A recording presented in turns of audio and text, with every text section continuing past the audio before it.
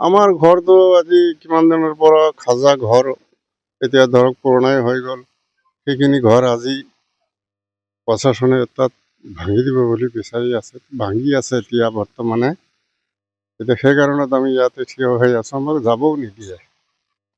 সেইখিনি ঘৰটো মই চালো হয়, আমাৰ ইমান ধুনীয়া এটা ঘৰ আছিল, সেই ঘৰখন আজি ভাঙি দিওঁ। আমাৰ মনতো বহুত দুখ লাগিছে। আজি ঘৰটো ভাঙি দিয়াৰ কাৰণে আমি অহা যোৱা কৰি আছো, ঘৰটো চাই আছো। এতিয়া আজি যাক সোমাব নিদিয়ে। এই ঘৰটোত আমি গ'লো হয়, লাট দেখাটো আমি দেখিলো হয় আজি, কিন্তু প্ৰশাসনে মোক যাব দিয়া নাই। সেইকাৰণত আমি বৰ দুখিত। আপুনি কিমান দিনৰ পৰা আছিলে বা ক'ৰ পৰা আহিছিলে আপুনি? আমি কিমান দিনৰ পৰা আছো আমি নাজানো, আমিতো সৰুৰ পৰা জন্ম আমাৰ ইয়াতে আমি থাকিলো।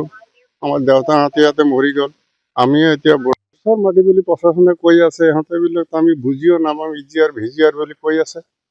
সৰুৰ পৰা আমি এতিয়া ডাঙৰ দীঘল হৈ বুঢ়া হ'লো, এতিয়া আমি গমেই পোৱা নাই যে এইটো কেনেকুৱা কি মাটি। কিন্তু আমি অহা যোৱা কৰিছো মণ্ডলৰ ওচৰত, কাৰণবোৰ ওচৰত, সিহঁতে মানে আমাক মাটিৰ পট্টা কৰি দিয়া নাই। আপোনাৰ নামটো? আমাৰ নামটো আলাফুদ্দিন। কিমানজনীয়া পৰিয়াল আছিল? তাত আমাৰ পৰিয়াল আছিলে 13 জন। কি কয় এইখন জেগাখন? মাটি ঘৰ আছিলে ঘৰ আছিলে, জাগাখন আছে এতিয়া। কি নাম কয় এইখন জেগাখন? এইখন জেগাটো ছোটো বাম, নিজ বাঘ মাৰি।